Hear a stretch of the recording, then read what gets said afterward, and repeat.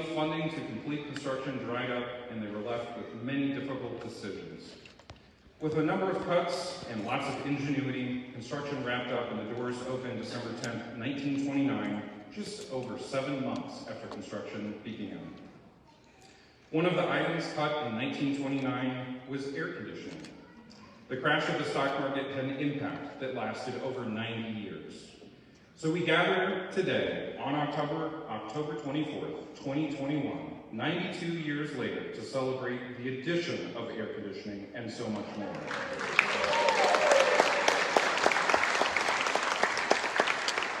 So we're excited to reclaim this day in history of the Egyptian Theater, not as a dark day, but as a day of hope. First up, please join me in welcoming the mayor of the city of DeKalb, Cohen Barnes.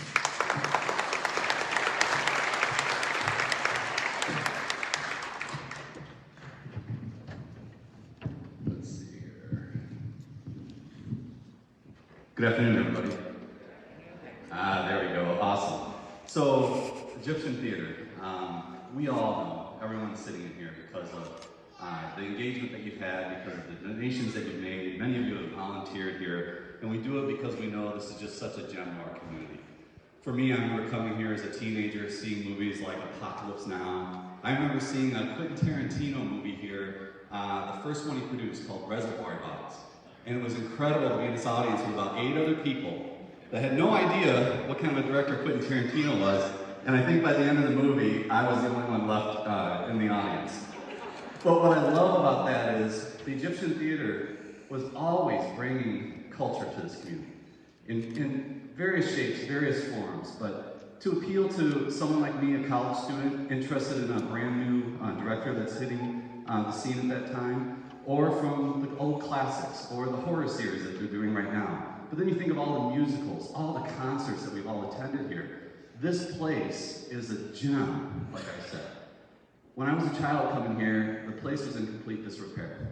And now to look upon the stage, whether it's the new seats, the carpet, all the murals restored, just the whole feel and element of this place just shows, one, what a beautiful asset we have. But I think it's also a reflection on DeKalb and all of you, that this is something that we deemed a long time ago that we will cherish, we will maintain, and this will be something that our children and our grandchildren will be able to take advantage of going forward. What I love about the Egyptian Theater also, besides the culture it brings, even the community development. I've been here for canvas nights where they open up their doors to allow the public to be able to come in and hear firsthand from potential elected officials what it is that they're going to do for the community. But the Egyptian gives us that opportunity to have an event like that.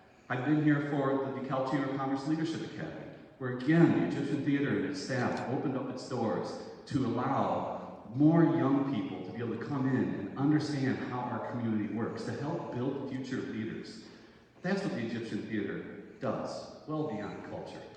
And of course, when we talk about economic development, my gosh, going to air conditioning now, if you think about it, owning a business downtown DeKalb, a restaurant or a bar, come summer, all the college students are gone, right?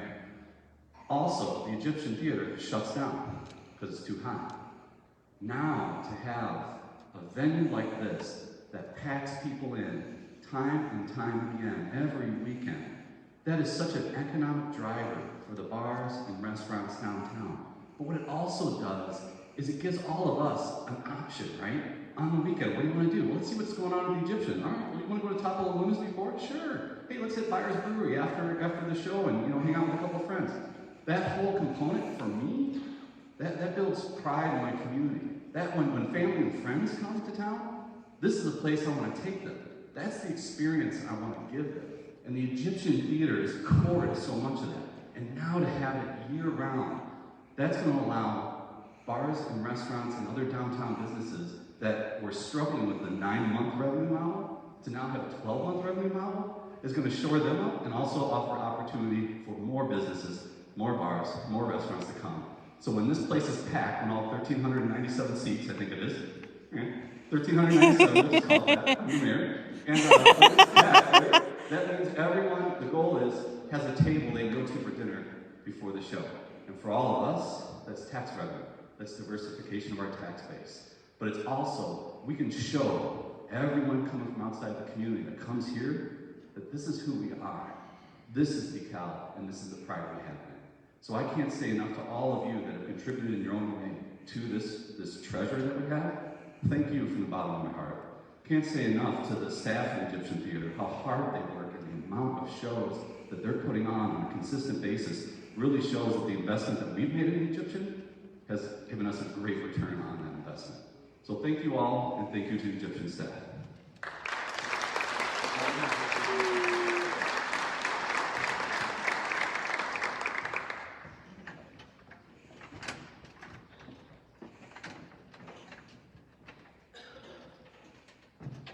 Thank you very much, Mayor Barnes. Next, please join me in welcoming the Egyptian Theater Board President, Dan Shuey.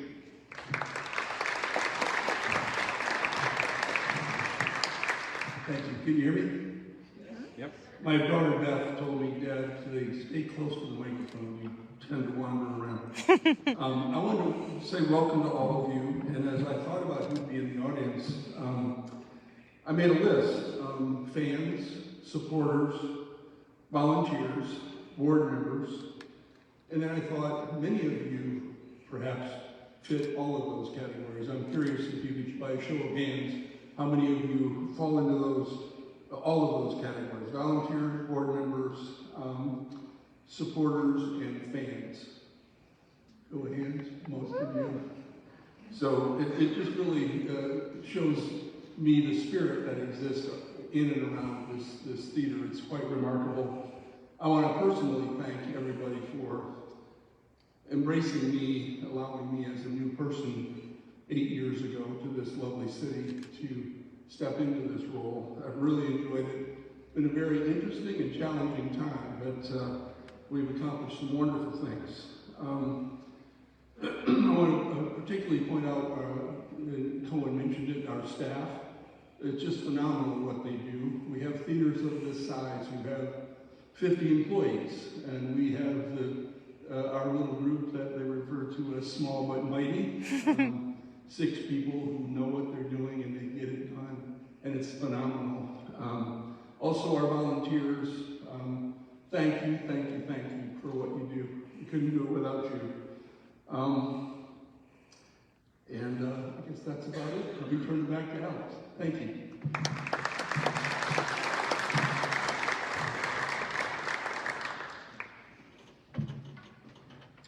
Thank you very much, Dan. Now, many of you joined us on May 1st, 2019 at our groundbreaking ceremony for this expansion project. That ceremony was 90 years to the day from when construction first began on the building in 1929. On that day in 2019, none of us knew what challenges we would have ahead of us about 9 months later. We thought the challenges during the project would be figuring out how to dig a big hole in a tight alley, or make connections from the existing building to the new building, or figuring out where mysterious undocumented pipes were in the walls. But our biggest challenge ended up being a global pandemic. That stock market crash in 1929 started looking not so bad. Now, in March 2020, while in the middle of construction, the theater, along with everyone else in the country, was shut down.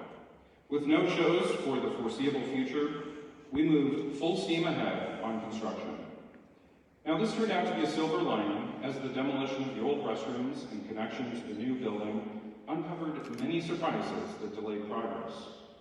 Prior to the COVID shutdown, the hard-working construction team would work all week, and then we would all spend the second half of Fridays hiding everything, cleaning up for shows on the weekend.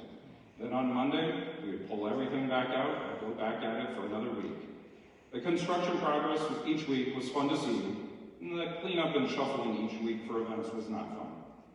But our staff and volunteers made it happen week after week. The impact of COVID continued to have a dramatic effect on the construction progress. Vital finishing touches and materials became hard to find or had lengthy delivery delays. Just an example, the new sconces in the women's restrooms previously picked out had become so hard to find that we literally purchased the last ones available anywhere in the US. And we even had to purchase 2 that were the wrong finish and have them refinished to match the rest. From lighting fixtures to door hardware, the completion of the project was delayed and costs unfortunately increased. I lost track of how many times we looked at each other and said, well, they figured it out in 1929, we'll figure it out now. We wanted to get it done right. We didn't want to disappoint you, the community. We have our fantastic construction team to thank for not only a first-class finished product, but finishing this project under truly unprecedented times. We want to thank our incredible architect on this project, Lisa Sharp with Sharp Architects. Applause, please.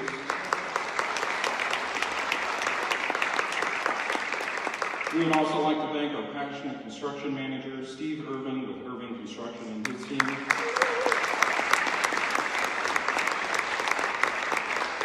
Along with the many other engineers, consultants, contractors, and vendors who helped complete this truly historic project. Now, our campaign slogan was expanding beyond 90 years, as this was the first time since the Egyptian opened in 1929 that the footprint had grown. This expansion accomplished many things that has now set the Egyptian Theater up for success for the next 90 years. The focus of this project was entirely on you, our patrons' experience here at the Egyptian. We increased the rear lobby space to provide more comfort while moving around. The lobby spaces now include speakers, so you don't miss that punchline when running to the restroom in the middle of the show. The lobby spaces also now feature digital signage to promote upcoming events, thank our donors and sponsors, but also switch over to a live feed during an event to provide an additional amenity for those in line at the concession stand or the parent trying to calm their newborn down in the lobby. We increased the concession stands from one on the main floor for the entire building with only 2 stations to a new concession stand on the main floor with 4 stations and a new concession stand on the second floor for the first time ever, now providing a total of 6 serving stations in the building. We also added much needed storage space. When we say that we had no storage space before, we really did not. Our concession storage was in the original phone booth in the lobby with less than 9 square feet that we figured out how to store upwards of 50 cases of water along with our spare light bulbs. We refer to it as our water closet. We were able to add lockers and a coat rack for our wonderful volunteers who previously had to store their coats and bags on boxes of toilet paper and broom handles. The increased storage also allowed us to apply for a liquor license for the first time, and I guess you could say we finally grew up from being a difficult teenager to a refined adult. But the core of the project was expanding the restrooms. The previous restrooms were small, very small, uncomfortably small, frustratingly small, and the economical finishes from the 1983 reminded many of a middle school gymnasium restroom from the same era, a jarring juxtaposition from the stunning theater. With most intermissions taking 30 minutes or more due to the line at the restrooms, we knew this had to be addressed. So we are thrilled that we were able to increase the women's restrooms from 5 toilets total in the building to now 20. That deserves a round of applause. Now the men's restrooms increased as well, but most guys have been more excited about the drink ledges above the urinals than anything else.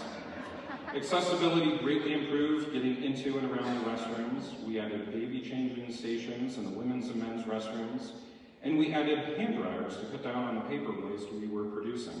Now we didn't plan this, but the hand dryers we selected ended up being ideal during COVID. We were one of the first venues in the world to get these new Dyson hand dryers that are one of the only hand dryers out there that have HEPA filters to remove viruses and bacteria from the air. Now the carpet in the entire building previously was also from 1983, and it was way past its prime. It also seemed out of place in such a gorgeous historic theater, and it showed every stain. Our volunteers helped us save an incredible amount of money by removing the old carpet with us. The new carpet design, featuring architectural elements of the building, was the result of months of work with our interior designer, Dina Murphy, with Elevated Edge Interiors, and our historic theater carpet consultant. We hope that the original architect here, Elmer Behrens, would be proud of all of these improvements. Last, but certainly not least, for the first time ever in the Egyptian theater, this project added air conditioning. As I previously mentioned, air conditioning was cut in 1929 due to the lack of funds. During the major restoration in 1983, air conditioning once again was unfortunately cut from the plans due to the lack of funds. So this project really was literally 90 years in the making. The addition of air conditioning not only means the Egyptian theater can be open year-round, but will maintain the historic integrity of the building for generations to come. These are all the tangible aspects of this project, but what impact does this all have beyond the physical items? Well, we now have the ability to accommodate larger audiences on a regular basis, more comfortably and more efficiently. That means that we can now fulfill our mission as a nonprofit organization for even more people each year. This historic building is now more environmentally friendly, with lighting, water, and mechanical upgrades, reducing our footprint on the environment.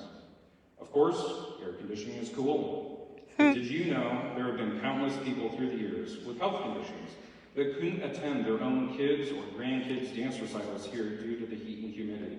Now, that is no longer a concern.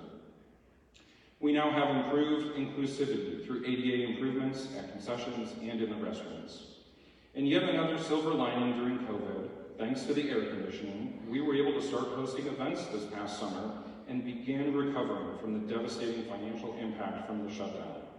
In a typical summer, we host only about 3 local dance recitals from local groups who were brave enough to endure the heat and humidity in June.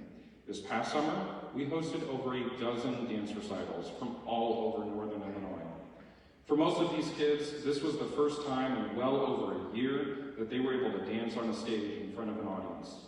This summer, we also hosted for the first time children's theater camps with Children's Community Theater. These 2 camps ran for a total of 4 weeks and also provided the opportunity for kids K through 12 to be back in the spotlight. This is all thanks to you. You have made a difference. Once one of over 100 Egyptian theaters in the United States, this Egyptian theater is now one of only 7 remaining in the country, and the only one east of the Rocky Mountains. That is one of the reasons why the state of Illinois named this as one of the top 20 architectural treasures in Illinois, and the American Institute of Architects added this as one of their 150 great places. We say it all the time, but it's true. They don't make theaters like this anymore. They don't make buildings like this anymore. It was the community who stepped up and formed our nonprofit in 1978, saved this building, and is the community who continues to support this building to this day. The Egyptian Theater Expansion Project would not have happened had it not been for the incredible generosity of the community. The Egyptian Theater would not have survived the last 18 months without the generosity of the community either. We would like to recognize and extend our utmost gratitude to everyone who helped make this project possible. The City of DeKalb, City Council, and citizens were one of the first to enthusiastically support this project with a commitment of $2.5 million. Other significant support came from the state of Illinois, totaling $2.25 million in grants. Ron and Nancy Prosel with a donation of $750,000. They were not only one of the first individual gifts to this project, but have been passionate supporters of this project every step of the way. Generous support, over $100,000 from Steve and TJ Irvin and Dan and Kathy Shuey. Tremendous community support of $75,000 from the DeKalb County Community Foundation, a $50,000 anonymous donation, support over $25,000 from 2 anonymous donors, Doug and Lynn Roberts, the Kishwaukee Water Reclamation District, and Michael Larson, as well as hundreds of additional donations that were all just as impactful and meaningful. Now, the total project cost was $6.5 million. Of that, we only have about $400,000 remaining to fundraise for. So there is still an opportunity to have your name and support part of the Egyptian theater history. Once the fundraising has concluded on this project, we will be installing a donor wall in the lobby to recognize the many individuals, businesses, foundations, organizations, and others who made this project possible. You have all forever made a powerful impact on the Egyptian and the greater DeKalb community. We could not have finished this project through the challenges of COVID without financing from our 4 amazing local banks who came together to support this project: FNBO, First State Bank, Heartland Bank, and Resource Bank. In addition, our annual sponsors who have allowed us to increase our programming and impact in the community: FNBO, Northwestern Medicine, Tapala Luna, and Shaw Media. Lastly, there are some groups of individuals who persevered through the most difficult project in the history of the theater, and without a doubt, one of the darkest times due to COVID. A big thank you to our volunteer board of directors, past and present, who continue to donate their time, talent, and treasure to preserve this historic jewel here in DeKalb and make it available to all.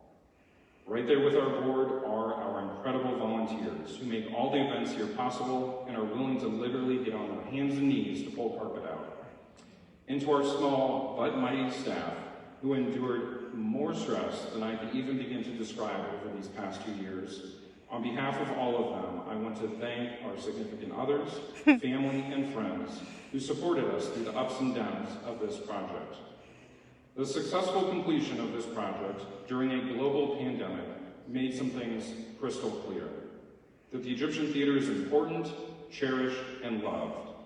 From the many performers who have graced this stage, to John F. Kennedy, who spoke on this very stage 62 years ago tomorrow, to be exact, to special guests like Ronald Reagan and Eleanor Roosevelt, to those that danced on the stage for the first time, to those that had a first date, first kiss, got engaged, or married here. The Egyptian theater holds a special place in countless hearts all around the world. So we hope you are as proud of the improvements completed here as we are. This is your Egyptian theater. Your Egyptian theater is now bigger and brighter than ever, ready for the next 90 years. Thank you very much.